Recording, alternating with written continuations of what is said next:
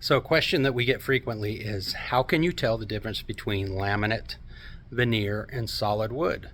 Because it turns out that most of your mass-produced furniture is going to be veneer. There's some of it that had laminate tops and stuff like that. And there are a few furniture manufacturers that did solid wood, but it's not very common, and usually those furniture manufacturers were known for making solid wood furniture like Haywood Wakefield and Connaught Ball. But usually 9 times out of 10, anything mass produced, even the Danish teak stuff, is going to be veneer. So let me show you the differences between laminate, veneer, and solid wood. Okay, this is laminate. You're going to notice, and the light shining on it, so that's good. It's relatively smooth, you know, but it's got like a plasticky look. It's kind of dull. And this is a picture, basically a printed picture of wood grain.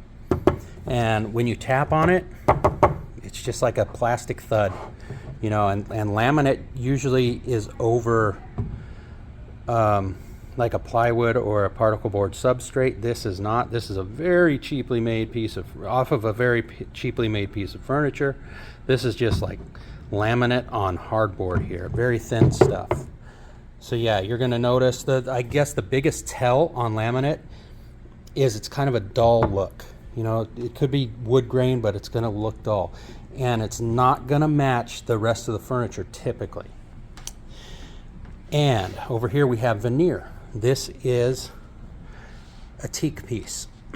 And you can look at the grain pattern there, and it's what we call book matched. So like one half here and one half here, like you open a book.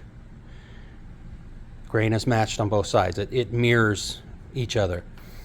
On solid wood, you're typically not going to see that in case pieces, in furniture. What you're going to see is several strips laid out differently, and the grain's going to be all different. Not only that, so that's a good indicator that it's veneer. Not only that, if it's a shelf or something like that, like this is a shelf, you can take it out and you're going to see the substrate. And on most of this Danish stuff, it was all particle board substrate. Most of the American stuff too. And what they did is on the front edges that you're going to see, the exposed edges that you're going to see, you can see here they glued on about an 1/8 inch strip of solid teak, and then they finish it and blend it so you get the appearance of solid wood. Veneer is probably my favorite. Why? Because it's very stable. Solid wood moves, it warps, it cracks. I like veneer. You got veneer pieces out here, veneer tables, all the Broyhill stuff, the Danish stuff. They've been around for 50, 60 years, no problems, other than needing a refinish. You got some tables, you know, from the 50s and 60s, Haywood Wakefield and stuff, that are solid wood. Most of those have at least hairline cracks in them. A lot of times they're warped too. So I like veneer the best. This is solid wood. This is just a test panel that I made up here out of solid alder. It's typically going to be lighter in weight than your veneered pieces.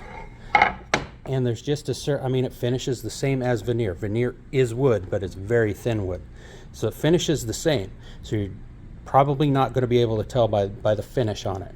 But it just has a different sound, a little bit different feel. Like I said, a lot of times it's lighter, sometimes it's heavier, like solid maple stuff is going to be heavier. But, and you're going to see on the edges, they're going to undercut the edges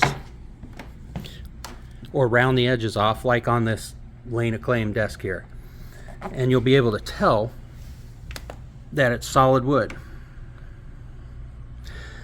Now, before I wrap it up, speaking of Lane of Claim, a very popular line, I don't want to confuse anybody.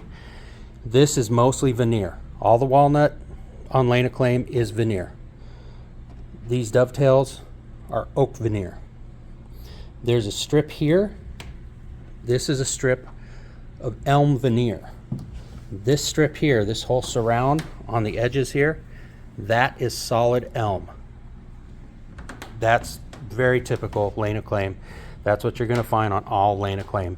The earliest Lane of Claim Instead of elm, it was ash. Other than that, the construction is all the same. So I hope that clears things up. We'll see you next time.